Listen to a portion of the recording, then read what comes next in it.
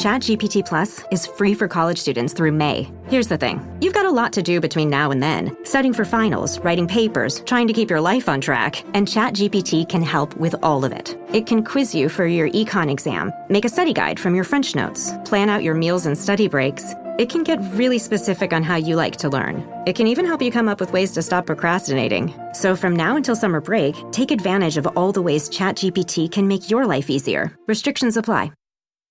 Da, da, da, da, da, da, da. You sound insane. You realize that? Yeah.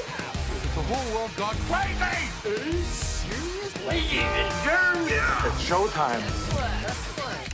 Gemini Christmas Man fam. Gemini Man talk on Ma'am this week. We're welcomed by a special guest as we talk all things Ang Lee / Will Smith / cloning / motorcycle attacks and what have you. So it's going to be a great time. And don't forget to stay tuned for our weekly recommends at the end of the show, in which each of us is going to suggest something that you should check out ASAP. And it's going to be good. That stands for as soon as possible. Just Oh, thank you. Gosh. yeah, no, you're welcome. It's millennial 36 lingo, years. man. I'm just like, gosh, I don't know what this means, but I didn't want to ask, so and look stupid, you know. So I appreciate it, man. It's going to be a good time. Special shout out to the VIPs over at madaboutmoviespodcast.com/VIP, where we talk Zombieland this week in preparation for Zombieland Double Tap dropping this weekend, and talking Zombieland Double Tap next week on the main feed here on your normal podcast app. And but shout out to those people who joined us over there for that episode and who are submitting questions for our AMA, which is coming up here about next week, I think. Just right around next week. So it's going to be fun times after dark in the VIP bar, lounge, grill, and snow cone stand in the summer. But without further ado, time to talk Gemini Man. I believe, guys, last time we talked Ang Lee, it was what I said at the time was the worst movie in the history of the medium. It's gotten worse in with history. Yeah, it has. It has not aged well. Time has not. Yeah, you would think that time would have done that one of service in this. No, Billy Lynn. Negative rating now. Yeah, negative numbers on the rating scale. Oh, yeah, it's like minus 25 on Rotten Tomatoes. It's so far down that they had to so far below zero. It's one of the most confusing movies I've ever seen. It is. It's just unbelievably what is even happening on screen. That guy got to date Taylor Swift after it, though. So. It's okay because That's money. Yeah. No one knows that movie exists, so that's the good thing because it was out for I think 2.5 days. I'm pretty sure we're the only people that even got to see the movie, let alone talked about it and listened to a review on it. But just to put it in context, that's kind of where we are. But to go on the record, I like Ang Lee. I think he's a talented filmmaker when the right circumstances present themselves. I really enjoyed Life of Pi. It was probably my favorite movie of that year. I think Skyfall was that same year too. I really like Skyfall, but Life of Pi was a really entertaining cinematic experience that I really enjoyed, and so given the right circumstances, I'm all in on Ang. So optimistic going into this one. I gotta be completely honest with you.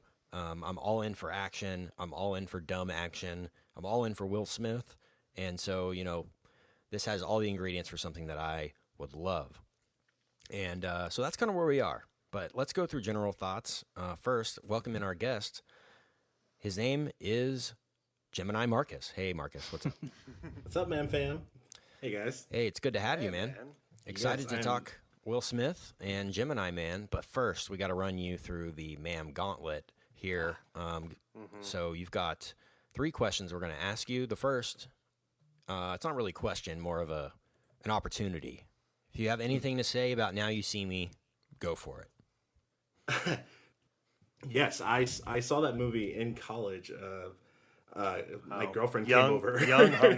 Humble brag. Yeah. young and naive. You're still learning and kind of... Yeah. My girlfriend came over and she said, "Hey, let's watch this movie. It's gonna be super awesome. You're gonna love it. Like, let's do this." Oh, And wow. she's like, man. "I got this movie Home for media you." release. College humble brag, man. Man. You like And he had 11? a or- girlfriend too. Redbox. Gosh. Redbox. Is Oh, $3. yeah. Valerie yeah. there. He's Oh, throwing yeah. out Old all guys kinds. feeling old. And yeah, we watched it, and I swear I don't think I've ever seen anything as confusing and maddening as that movie. I don't think I made fun of her so much for picking that thing. Long story short, we broke up afterwards. Oh, smart. Good. So Good. now you Yeah, see me you as made a the right special choice. place in my heart. Good on you, Marcus. Yeah. Bit of a parting gift, if you will. I don't know if you know this, but a lot of the tricks, if you sit up in the rafters, you can totally tell. Oh, Yeah. oh, good Yeah, to know. there you go. Okay. No, we don't tell that story enough. Kent and I were.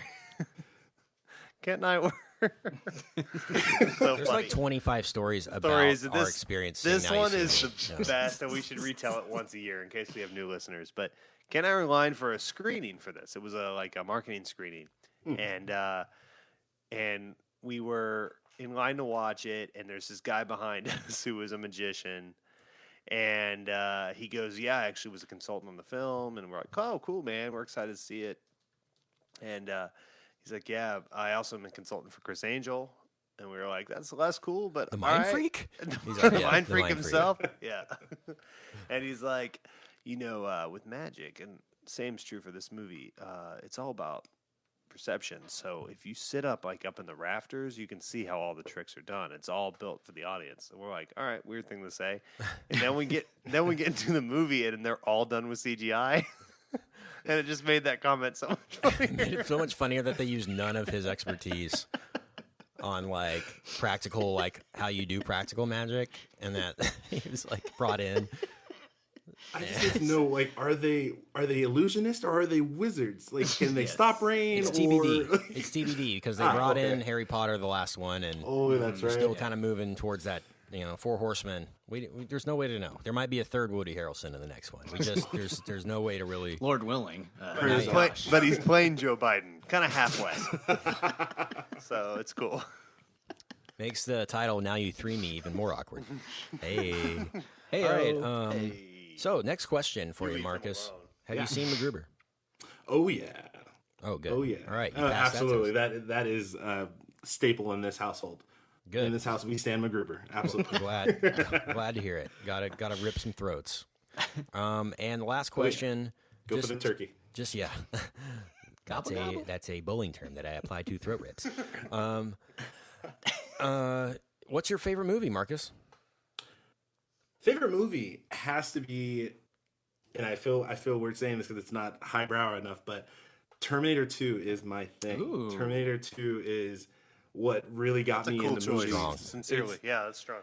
Honestly, it's like one of those. I think it's one of the greatest action films of that decade, at least, and it's so cool. My dad got like a little DVD steel box of it when it nice, came yeah. out, and I know what like you're talking you about. could watch you could look at the screenplay, and I remember as a kid just like looking at that screenplay and thinking, how do they do that? So that's the movie that kind of got me like deep into movies and how they're made. So yeah, T2 all the way.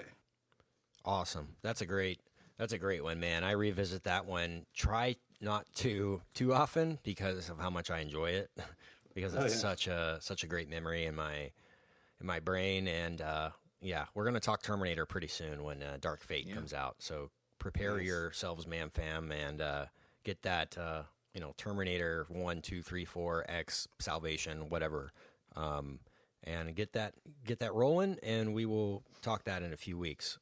So, Gemini Man time.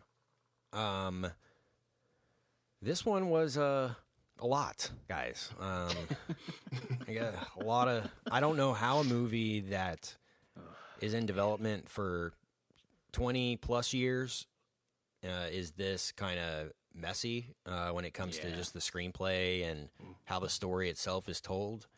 I'm in on Will Smith being in this kind of movie. I'm in on clone Will Smith movies. Movies with It's a multiple weird Netflix genre, but okay. multiple Will Smith movies is fine. Yeah, if they make Bright 2 and they like just Will bring in Smith another Bright, Will, Bright Oh, 2, okay, the cool. clumps. the clumps. It's farting.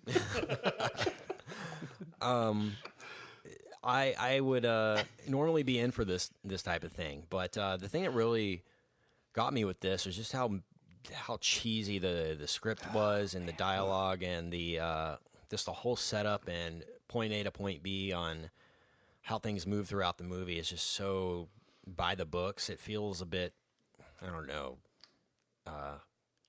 trying to be throwback, but doesn't work, you know? Like, this feels like MacGruber, honestly. You know, it feels like a parody of an action movie, but it's not trying to be a parody of an action movie in a lot of ways. Dare you? Wow. And so, yeah, that's kind of what struck me is that, it's going for this all-out action movie. We're back with Will Smith, and we're doing it, but, you can't really take it seriously because of how, I don't know, how cheesy everything kind of comes together on the front end. And, some of the lines that Will Smith says throughout the movie, and I've written a couple down, are just like head scratchers that like he even agreed to say them, it's like, but yeah, no, this movie went through 20 years of development, multiple drafts of screenplay, apparently throughout the time. This was the best one that they got. Boy. Somebody decided that this was a thing that needed to happen. And like I said, I understand why you make this with Will Smith. He's a guy that's had relevancy, but this is a movie that feels like what it's trying to say is, hey, remember Will Smith? But he hasn't really gone anywhere. I mean, he was in a movie this year that made over $1 billion already. So, I mean, this isn't like, I don't know, when Michael Keaton came back for Birdman, and it's like this huge renaissance of like, haven't seen this guy in 20 years, where has he been? And it's this huge return to form kind of thing. So that's a bit confusing. But, this movie compares to me like Focus. This is like Focus if Focus was a sci-fi movie about clones. It's about as memorable as that and about as careless as that. But yeah. Focus, gosh. Remember that one? Yeah, you don't. Well, now but I do. You won't remember Gemini Man in 3 years from now, trust The me. main thing I remember about Focus was Sympathy for the Devil. Yeah. For real. That's the first thing that springs to mind.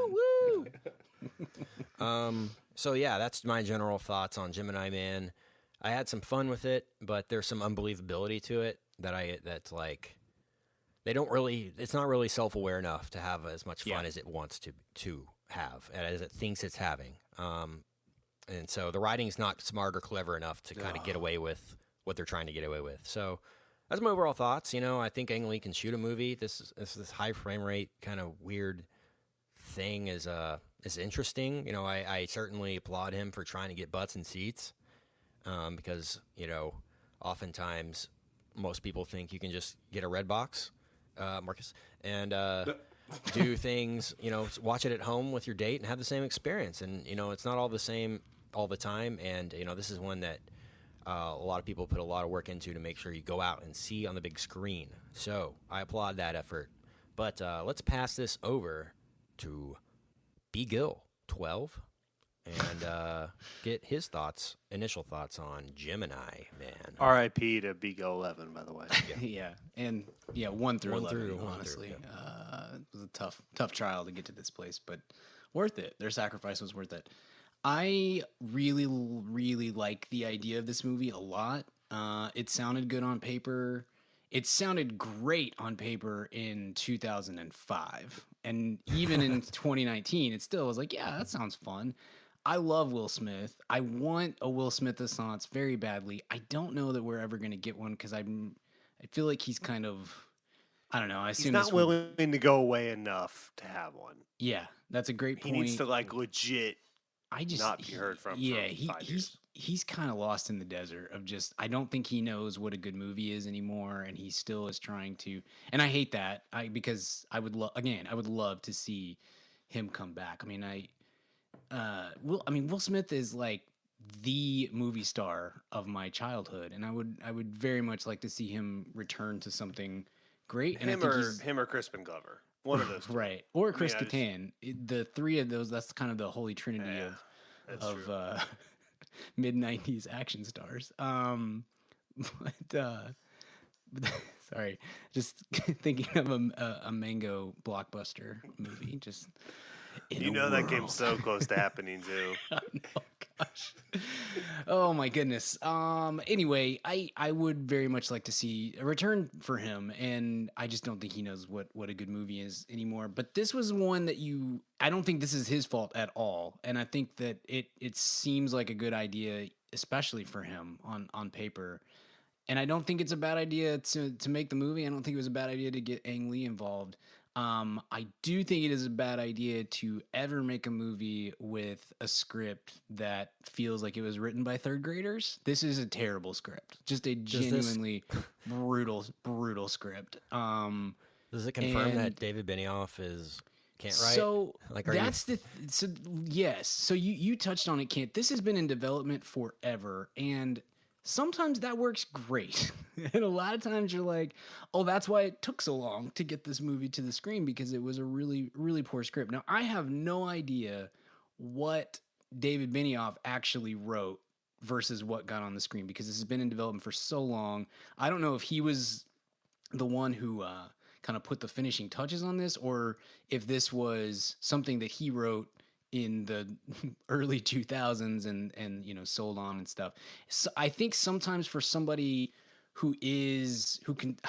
Benioff is somebody who wants to be in control of his properties, and if he sold this recently, that should have been if he was, what I'm trying to say is, if he put his name to this pretty recently, from the writer of Game of Thrones, and didn't say, hey, I want to direct this, then that probably is a bad sign as well. Regardless, I cannot believe, I was talking to Batman Shane about this earlier today. I can't believe how bad the dialogue is in this movie, and that is.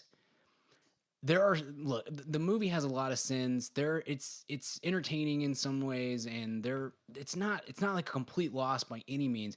It is almost impossible to watch the movie with a straight face because of how just genuinely embarrassing the dialogue is, and that's so easy to fix. That's what kills me, is the idea. Coming up with a high concept idea is the tough part. Genuinely, there are thousands and thousands of writers in Hollywood who you could bring in to punch up the dialogue and script doctor it and make it passable on the dialogue side and the scripting side. That's the easy part. Once you've got a good idea and you've got the people involved and you've got the star and all that sort of stuff, it should be very easy to get dialogue up to like a B- level. Especially when you're spending the amount of money that they spent on this. Or like, go ahead and spend another $100K to get a good script doctor in here. Yeah, I don't know why, if you have the rights to this project, why you have to use a screenplay that's got 12 writers on it. Why don't you just axe all of that and then hire one writer that knows what they're doing? And there's credit issues with that. So regardless, it doesn't. Find a way. You find a way to get a passable script in on this, because this is not. The shooting and the high frame rate and the way that Ang Lee went about doing this, I think deserves a lot of criticism, but it would be a very watchable, throwaway, dumb but kind of fun action movie if it just would give you any reason not to just roll your eyes the entire time. Anytime anybody talked, pretty much, I was just Liz Lemon rolling my eyes so hard, because it's terrible dialogue, and that should never be the reason that a movie like this doesn't work. But that's a big factor for me on this one. So not the best thing that we could hope for here in October, and not the best thing we could hope for surely from Will Smith or Ang Lee. So that's me. All right, Marcus, what you got? Yeah, this one hurt a little bit, because it's just the same vein you guys talk about X-Men movies being bad and how much that sucks, because you want them so bad to be good.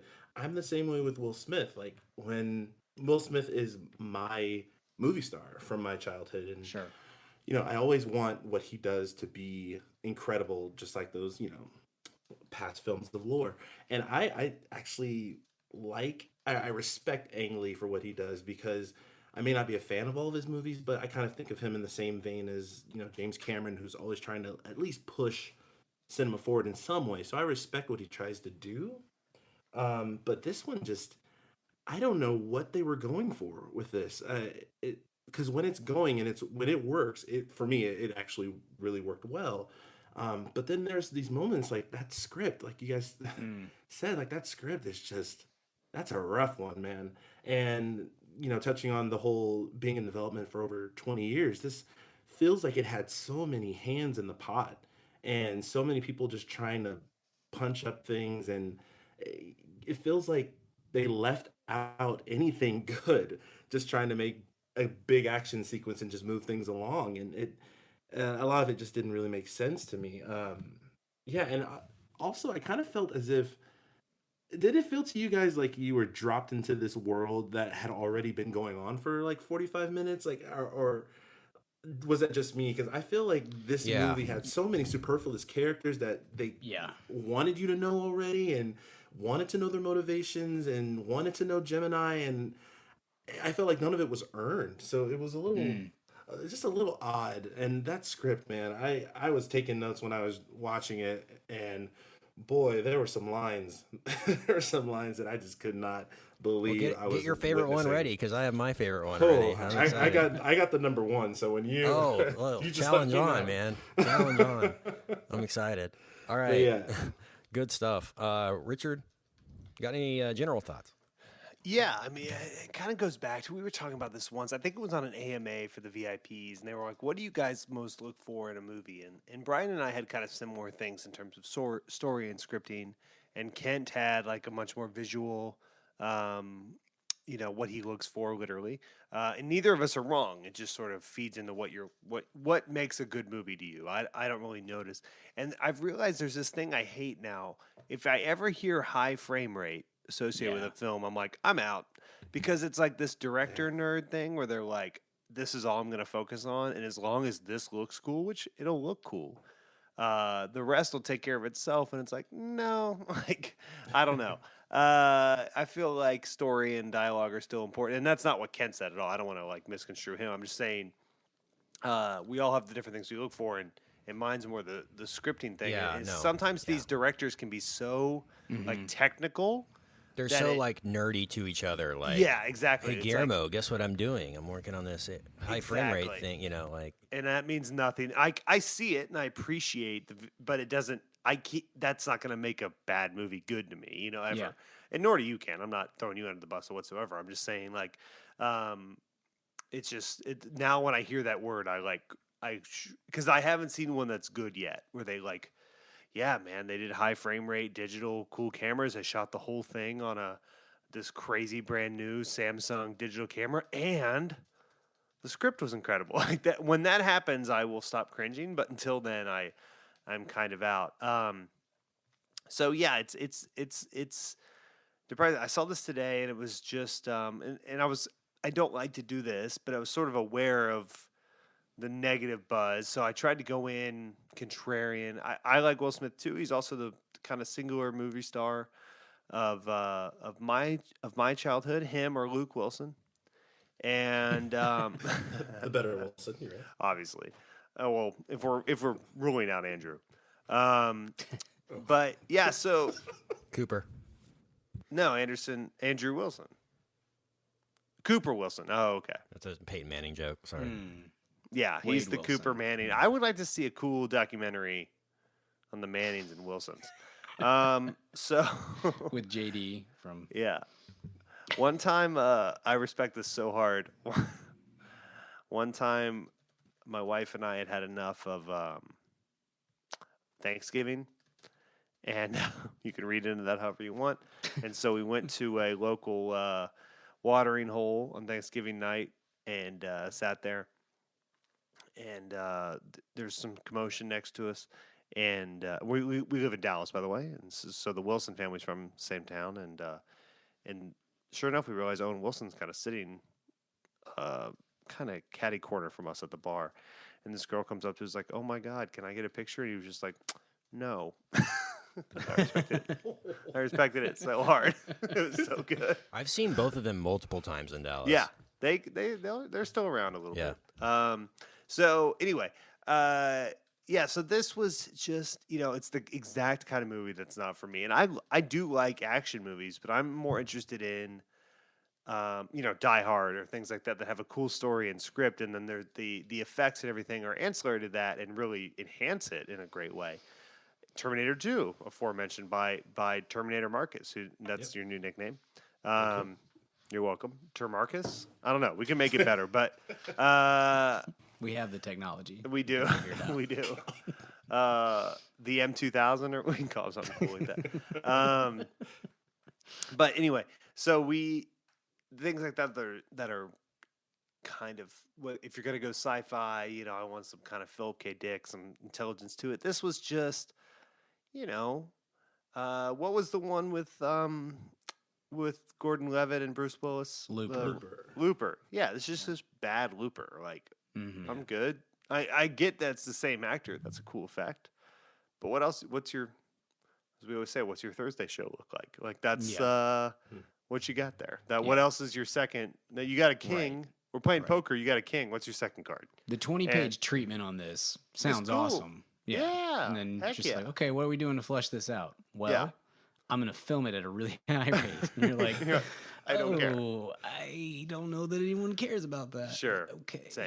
Yeah. But that's just me. I mean, that's just one man's opinion. So anyway, now we got that out of the way, and I just want to kind of ingratiate ourselves to our audience again. I've got like 20 more minutes on Joker. Is it okay if I get into that? Yeah, you can. We're out. We're out. Please, God, no. Please, just this almost can felt we just like delete that episode so we can be done. Yeah, I think everybody's heard it, guys. They're good. So beaten. What's funny to me about this is it felt like, speaking of just like this being a spectacle, and we have Will Smith, and not only do we have Will Smith, but we have two Will Smiths, and we're going to de-age one of the Will Smiths, and then we're doing this high frame rate thing on top of that, and this 3D, and it's whatever. So that's all great. And so it feels like they kind of went into this, old school, like 1940s cinema style, like, hey, is he done with the script yet? It's 4:15. We don't have a script. And the guy's like running out, and he's like, here you go, boss. You got 4 pages for you, and they're like, all right, here, action. It's going to be the bee's knees. Yeah. It felt like one of those, like, as long as we got a script, we're good. We'll just shoot this thing. Doesn't matter what it says or anything. So there's a couple of things I want to kind of get into with this movie that, I couldn't really get behind. So like Marcus alluded to, they treat Gemini Project like it's this widely known, like it's basically, I don't even know what to compare it to, but it's basically like NASA. Be like, there's just commonality. There's no, and I understand they're trying to build dramatic tension to the reveal that the other Will Smith is a clone, or not his son or something. Like, anyone would think that he's his son. Like, did anyone go into this movie thinking like, oh, that younger Will Smith's probably his son? No. So like, why even try to make that a thing in this movie? It's either his twin or his clone. That's it. It's like a weird. So there was no build up there. There's no spoiler there, and so this really got in the uncanny valley with me with the whole de-aging thing. But that doesn't work. Like, if for me, the guy shouldn't have talked. The junior character should not have had any dialogue. This should have been Terminator with clone Will Smith, and he's being hunted by his clone, and he's like this menacing thing, and he's not talking, and there's no story with him, and he doesn't know where he's coming from. All that he knows, and he finds out at the end that he's his clone or whatever. But this could have been just a fun, dumb, race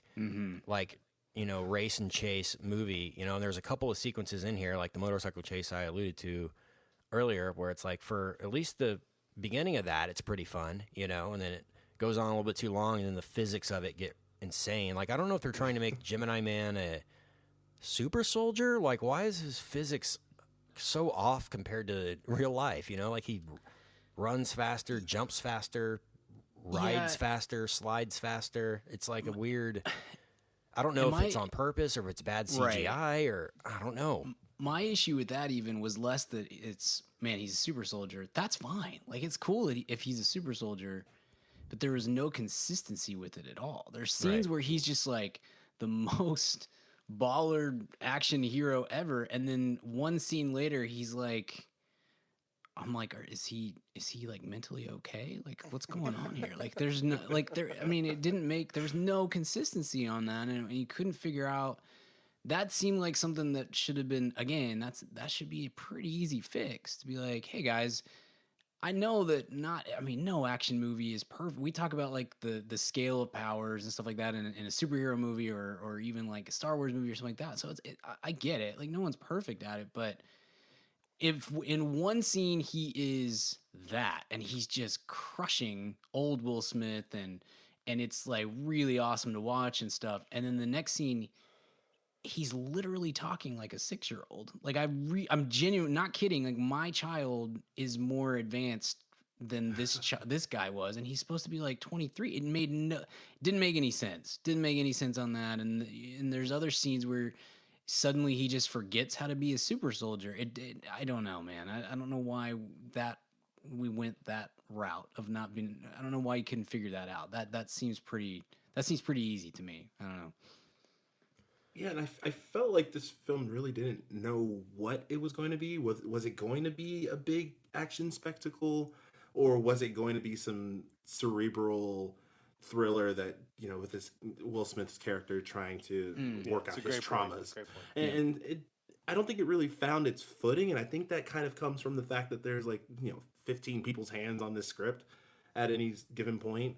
And I really wish if they, like Kent said, just go for it. Just make it spy versus spy. And, they got, these two guys just going at it. Just hunt this dude down and show us how incredible old Will Smith is versus the young Will Smith, and how they were just hunting each other and trying to figure this whole thing out. And I felt like that would have been a better movie if they had just said, you know what, this is big, this is dumb, this is action, let's go for it. Yeah. And they kind of tiptoed around it. Right. Yeah. Either way, go one way or the other with this. I'm all in on kind of high-minded. So Looper I think is one of the best sci-fi movies of this millennium. I mean, it's a great movie, and part of why it is great is it is pretty high-minded, and Rian Johnson handled that really, really well. And yeah, that makes it's more difficult to do that for sure. And so maybe, if you can't figure out how to do that, then, like you guys are saying, lean into the kind of dumb stuff and just make it fun. And I don't know, trying to straddle the line between the two really didn't work for it. Yeah, it seems like they got some bad advice of people saying we need more emotion, we need more. Yeah, there needs to be reason for X to happen in this movie, and that's not always the case. In some cases it is, but with this one, if what you're selling is Will Smith action movie, then give us Will Smith action movie, So that's a bit disappointing. But I came up with a premise for this and how this could have worked.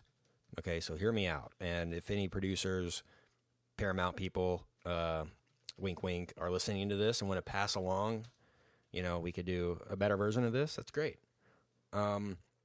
So. It's basically 2019. Will Smith plays himself in the movie. He plays Will Smith. This is the end, right? He's Will Smith in 2019, struggling actor, whatever, trying to find his way in Hollywood, still trying to, make it as an actor. And then artificial intelligence is becoming a really big thing. And he finds out that the government's actually been training the AIs by brainwashing them by watching old Will Smith movies because of how badass he was, right? And he finds out about it and gets super pissed off, and then Hollywood actually hires one of the young Will Smiths to be in a movie and market it as Will Smith, and Will Smith gets pissed about it, and then it ends up being this huge, basically Gemini Man, but with meta Will Smith, right? And you lean more into this is the inspiration for this, right? Because, for example, in this movie, he wears the Philadelphia Phillies hat in the movie, and because he's from West Philadelphia, get it? Because of fresh, get it? It's just go for it, man. Just that would have been a really fun movie. It's they're training AIs by watching Will Smith movies, and there's this freaking Will Smith, who's a badass from the 90s, and he's, facing off against old Will Smith, and he's actually Will Smith, and he's like having fun with it. That would have been really, I don't know. It would have been an easier sell for me in terms of like, this should have been like Deadpool level meta in a way, like just kind of have fun with like what you're doing. But they went way high minded with this, and I don't know if Ang Lee's to blame there, then he should take the blame, because somebody, like I said, got some bad advice somewhere and interjected way too much exposition and pointless stuff into this that it took away from like, okay, guys, they could be I don't know, having a lot of really fun times right now. We got Mary Elizabeth Winstead has to have this talk about what the Gemini program actually means for the future of cloning at the company. So we're good. Right. All right. So let me know when this is over. We'll get back to Will Smith and the clones. It's like, yeah, you kind of. I think Ang Lee is getting a pass on this. Just kind of looking at film Twitter and stuff like that. There's a lot of like, oh, poor Ang Lee. And I'm like, hey, Ang Lee he's made some very good films, and he's a very talented, very good director. But you gotta call a spade a spade. If Michael Bay, this is some Michael Bay level stuff. It really is. Like, this is he focused entirely on, look how cool the frame rate's gonna be.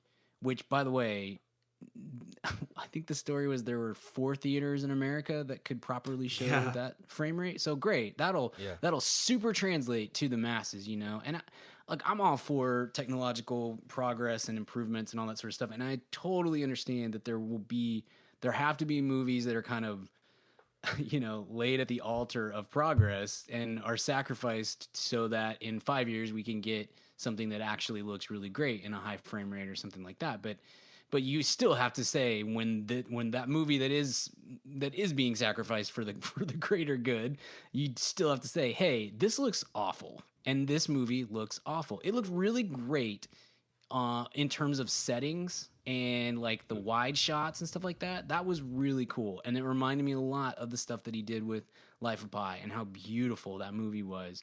That's all well and good.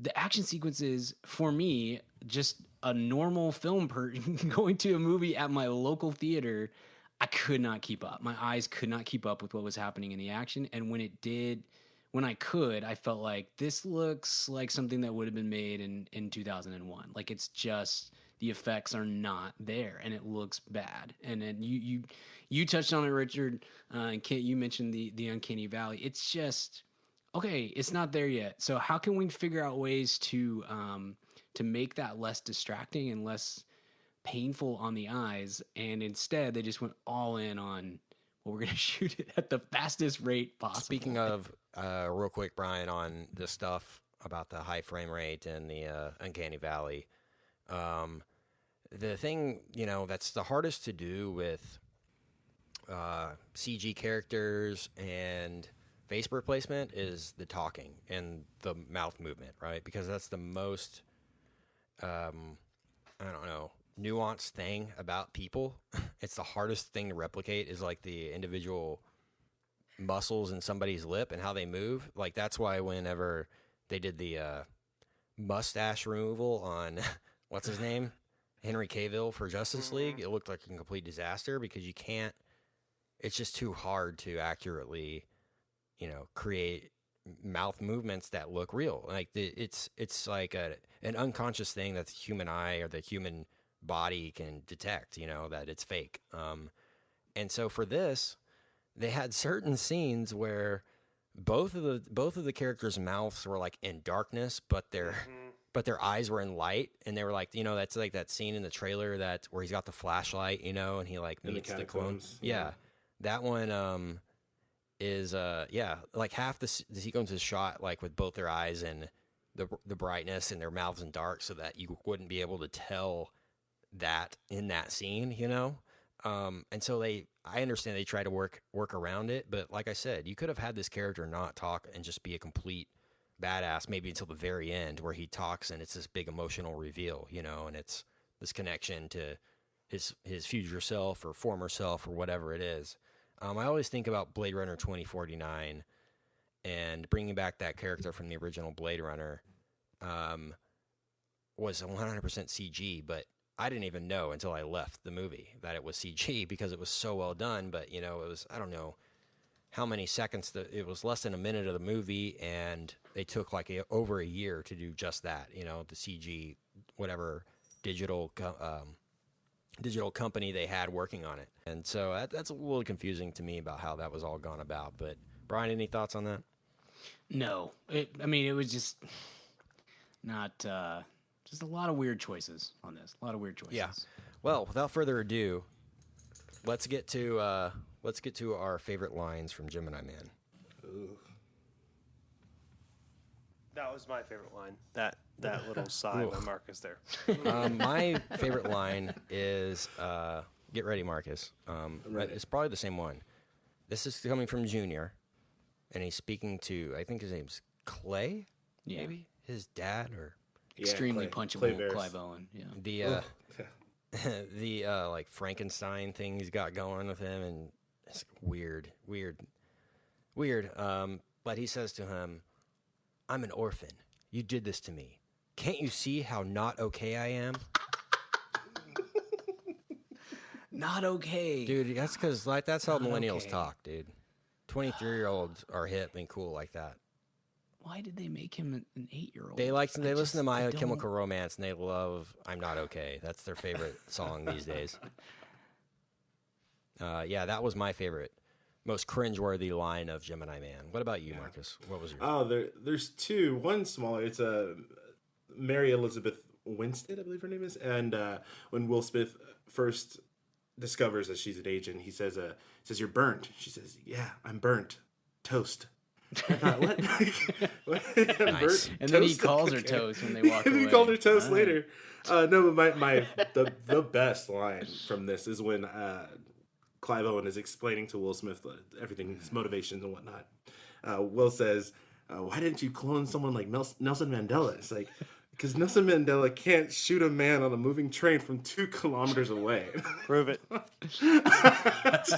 Yeah, I would take that bet. Guess they didn't see Mandela Invictus. was proved wrong a lot of times in his life. Why bring Nelson Mandela into this, guys? He did nothing wrong. What did that guy's Can't with Galileo. Like, how dare you? Nelson Mandela turning in his grave. Yeah. He's been through so much. R.I.P. Yeah, that was my favorite too. The big win for you, Brian, on the Clive Owen being terrible in this. I know you're firmly anti-Clive Owen, so all his lines were especially bad, I thought, in this. Felt great. I couldn't tell if he was speaking with an accent or not. It was a very strange thing. People have wanted that since Children of Men, so you're fine. Seriously. Yeah. Not a fan. He's an okay actor. I just hate his face. I don't know. It's just the thing. Martin Sheen, same thing. No, Michael Sheen. Martin Sheen, I'm fine with. Michael Sheen, get out. I just don't know. Charlie Sheen, you party with. Yeah, totally. But let's. You call him Chaz. Chaz. let's save that for the VIP chat though. I like Emilio Sheen is my favorite. So I think I'm pretty much spent on this one. If you guys have any other thoughts, scenes, I like how they had a fight literally take place in a level from Call of Duty 2. I think it was like that market, like from Call of Duty 2, like the most generic, like, all right, we need an Arabian market stat. And then they just do an action scene, it just felt so derivative. Take us to places we've never been, like do things we've never, if you're going to do things we've never seen, like don't do them in like, I don't know, the Hollywood backlot, it felt like, I don't know. Yeah. And just, how did you, a lot of scene shifting that didn't need, like the whole scene in I guess in Belgium was like, there was really no reason for them to have done that other than you get a couple of cool settings. That's, you know what I mean? Like the shot looks cool on the wide, and that's it. There was really no other reason. So many of those scenes where they jump back and forth. They went to Georgia, I think, like 3 times. Yeah. Like from Hungary to Georgia, and there's just so many superfluous scenes in there. I think again with the script being touched by so many people, like what was with the Russian guy in the bathhouse? Oh, that was the low point for me because what are we doing here? I mean, when agree he to says disagree. I know Did we you're a big need to fan of have the a whole bathhouse, scene Richard, but with him talking just so he can give him a character name so that we can go to yet another location? yeah, to that's get another exactly name? what it was. It was very location MacGuffin-y, just trying to send you from one place to another to get information that very easily could have been gathered in another way. I also love that guy said, long time listener, first time caller. That was the best line in the movie to me. I was like, oh, as you say in your country, long time listener, first time caller. I was like, that doesn't really apply to this situation, but okay. That's a great idea, guys. Way to go. Benioff is a big Francesa fan. So. How did you guys feel about the explanation of the cloning process? I mean, they kind of explained it away, and by just saying, "Oh, you just need a surrogate mom and some DNA," and that was literally it. Yeah, that's all it takes, I guess. All you need is a surrogate and some DNA. Because can't we do that now? I don't know. Right. Honestly, that part I was fine with because at least that was like one small part in the movie that had a little bit of self-awareness of like, we really don't need to get into the minutia of how cloning works because we're just trying to shoot this movie as fast as humanly possible. You know what I mean? Like, it just wasn't. Right. I would prefer you, and like you kind of said, Marcus, I prefer you they just go that route the whole way, rather than try to get high-minded in some of the various portions of the movie. Yeah. Awesome. Well, let's get on with this and hit those grades, guys. I'm going to give Gemini Man a C- because I think if you had this on in the background kind of thing, it wouldn't be that bad. But if you're really trying to get a really good not fun, but serious, in-depth cinematic experience, it doesn't deliver that, although it tries to. And if you're trying to get all in on like an action movie, it's not that. But this is kind of a throwaway, like have on in the background kind of. Might revisit this in 5 to 7 years kind of a thing. It reminds me of like Transcendence too. Remember that movie with Johnny Depp? Oh, it just kind of came and went. It's like this high-minded sci-fi with an old star trying to say a lot, but really has nothing to say at all. Good comp. Very, very similar to that and how I will probably view this in the future. But yeah, C-. What about you, Brian? Yeah, that's right where I'm at. I think a C- is fair. I think Will Smith elevates it a little bit. It certainly doesn't make it doesn't make a bad movie a good movie, but maybe it's just that I have nostalgia for Will Smith and want to see him on screen. I thought he was fine, and Mary Elizabeth Winstead was fine too. The acting is fine. It just all boils down to me of just a really horrendous script and poor execution then on top of a bad script. I'll go C-. Richard, what about you? I'm going to go slightly below you. I'm going to go D+. Can't give this a passing grade. The script was just too bad. It's not an F-, or an F even. But I'm going to go with my patented RB, D+. Terminator Marcus? Yep. Well, I still got student loan, so I can't pay out for the F-, or the Richard Barton D-. I'm going to go with a C-. Again, it's just like you guys said. That story's just not there. But Will Smith, he does what he can do with what he has. So C- for me. Yeah, I'm wondering how many more chances Ang Lee is going to get at these kind of big He's movies. got... what is the movie that it's like a, gosh, I had it pulled up a second ago. Now I can't remember. It's something not biopic-y, but historically set. The Thriller in Manila. He's doing. Oh, that supposed to be good. shooting next year, I think. That could be cool. Who's playing Ali? Will Smith? No, it's a guy that's played him on stage a couple times. I don't know his name, but he looks, identical to him. And he's I think he might be an English actor, but he looks so much like Ali. So I think that could be cool. Yeah, I've heard a lot of. I've heard that was supposed to be a Scorsese one, I think. Yeah, Ang Lee's the kind of guy that like he's good enough to where he can make 4 bad movies in a row, and you're like, when the 5th one's coming, like it could be good. There's you never rule him out on either side. He could make the worst or best movie of any given year, which is a skill. 100%. Well, that does it for Gemini Man. Like I said, maybe you'll hear it again come up in 5 to 7 years. All right, let's move on and hit that weekly recommend. Weekly recommends. Richard. what you got, man? Thrown to me early. I respect it. I'm finally caught up on a TV show that everyone's talking about. I never do this, as you guys know. I've kind of retired rather from television. So, but I'm caught up on. It just ended last night, season 2 of Succession, and I enjoy it. I enjoy rich people acting terribly, and it's a quality show. So, if those of you staying away from it, I don't know if it deserves the like kind of forced Game of Thrones hypes that it gets on the Twitter and stuff, because everyone misses Game of Thrones. It doesn't, but it's a good quality show that I think really came into its own in the second season. So I recommend it. It's a fun watch. It's enjoyable. Unlike most like prestige dramas, even if they're great, are not like fun. This one kind of is in a silly way. So it kind of walks the line between camp and kind of serious prestige. So Succession, HBO. It just ended its second season, but as things are these days, you can find it. I get to pick who gets to go next now, Ken. You don't get to just throw that on me. I'm gonna go crazy. I'm gonna go Brian. What you got? I'm also going to recommend an HBO property. It is a Taxi comedy. Cab Confessions, right? Every week. That's Kent's standing recommend, as we know.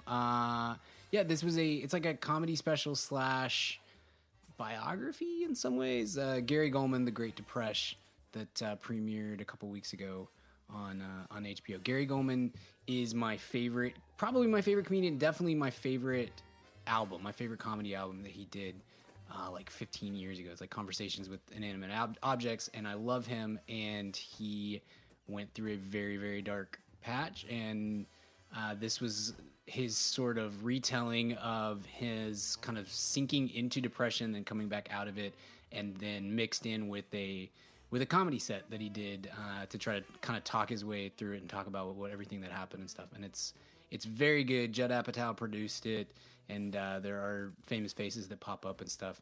And I loved it. It was really sort of inspiring and also a bit sobering at the same time. And really, anyway, I'm happy that my guy is back and that he's funny again, because he went through a stretch where I just was like, gosh, this is kind of a bummer, because this stuff just isn't very funny, and you could tell he was going through some stuff, but obviously I didn't have any idea how bad it was, and so it's very honest, and he's very vulnerable in everything that he's talking about, and it really is it's very interesting on top of being pretty funny and inspiring. So check that out. Is again on HBO. Gary Goldman, The Great Depression. Nice. Marcus, what you got, man? I'm going to recommend a documentary that's on Netflix about Nina Simone, whose discography I discovered a few years ago and just fell in love with it, and watched this documentary on Netflix that explores her life, and it's told through interviews with her. It's produced by her daughter, but it's very it's objective, which is really nice, and it just really tells an interesting story about her. She's this big jazz artist, or was this big jazz artist, but she never wanted to be that, and she wanted to be a classical pianist, but life kind of kept her away from that. And the whole thing is framed around that idea of like, what do you do when you're thrust into the stratosphere of fame, when you're doing something that you don't necessarily want to be doing. And she went through a lot with, mental illness and addiction and abusive relationships and whatnot. And it just talks about her story and how she came through that. But also about the music, which is really important, and how she kind of gave up the popularity of her jazz career and started doing more music that was politically tinged. So it's a documentary on Netflix called What Happened, Miss Simone, which was nominated for an Oscar for Best Documentary in 2015, I believe. So, yeah, that's my recommend. Nice. Love a good music doc. I'll have to check that one out. My recommend is also a Netflix original. It's a movie, and it's called In the Tall Grass. It's a Stephen King adaptation movie. It's in kind of the same vein as The Shining. It's a real world movie with kind of some surreal psychological elements to it. It's basically like these couples on this road trip, and they like stop to like change their tire, and they like hear a call for help like in this field, right? And so the husband goes out to like find who it is or what it was. It was like a little boy, and he never comes back. And so she goes in after him, and then they basically get lost in this like giant field grass, and they can't find. It's like kind of a Blair Witch kind of scenario, you know. Pretty well done. Patrick Wilson's in it. It kind of has a twist involved in it, you know, too. So it's worth a Netflix watch. You know, I don't know if I would have paid and recommended it if I went out and saw it, but I was pleasantly surprised with that I got my money's worth with this one on Netflix. So In the Tall Grass, fun horror kind of Stephen King movie that's now available on the Netflix. That Nice. Is good this time of year as we get into the horror movie season and turn our attention over to that. With the VIP, we're doing a lot of horror movies, throwback horror movies coming up. And Brian's been doing the horror movie countdown on the blog with some special guest contributors. Yeah. So check that out on the website, madaboutmoviespodcast.com and /blog, I think, and click blog and get on that. But we're tweeting links to those on social media all throughout the week. So if you follow us on Twitter, you should be up to date with everything we're pushing out over the next month for Halloween. So good We've times. got three of those out so far, and I think we've got 3 more to come through the rest of this month. And then hopefully you're going to do like a little bonus episode on the VIP page with all those guests, kind of an episode all glommed together. Or a so round I think it'll table. be interesting. Yeah, something like that. Nice. So. Right on. Well, thank you so much, Marcus, for being here. This has been an absolute pleasure, and you are welcome back on any time that Will Smith makes a movie with clones. So, Yeah, any Will Smith clone movie you're on. But where can we? I want to follow you on all the social and wherever I can find you, and where I can come hear you sing or whatever, man. Where do we find you?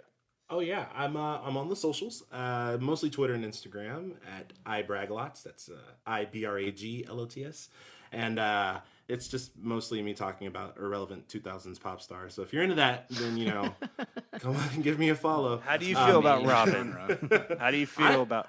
I love Robin, and I think that new album is a very interesting take on the dance pop music that people were expecting from her, but she gave them something a little bit different, and I dig it a lot. So Yeah, Kent got to see the full Richard Robin experience on Saturday night, and we were at Richard Casey texts us about Musgraves. Robin at least 5 times a week. He's Yeah. very serious about Robin. Big Robin guy, and we were at. You should see my wife's face, Brian.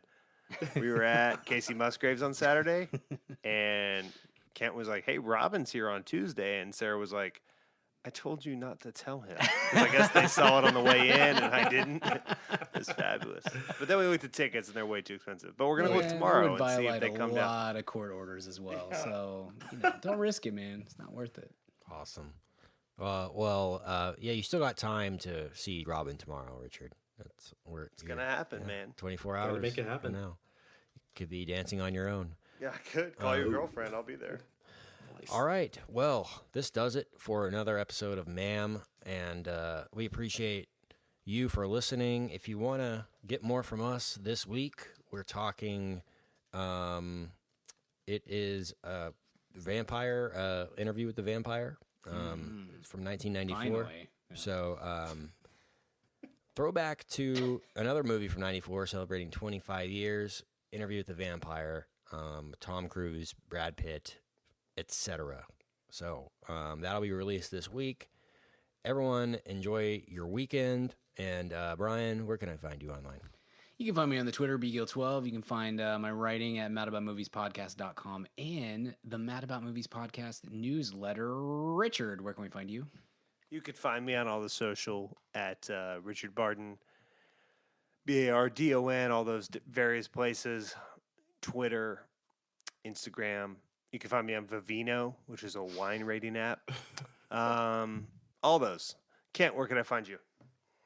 You can find me on the Twitter and socials at Kent Garrison, and definitely reach out to us at Mad About Movies. If you're a VIP, we've got the Discord channel as well that we keep the conversation flowing throughout the week, and that's been a lot of fun. So if you're a VIP, that's a perk that you get, and you can interact with us throughout your day, and that's a fun time. So until next time, we're talking Zombieland Double Tap. We'll see you at the cinema. Bye. Hey baby, I hear the blues are calling, tossed salads and scrambled eggs. And maybe I seem a bit confused. Yeah, maybe, but I got you pegged. But I don't know what to do with those tossed salads and scrambled eggs. They're calling again. Scrambled eggs all over my face. They're making me yah-yah. The salads and scrambled eggs.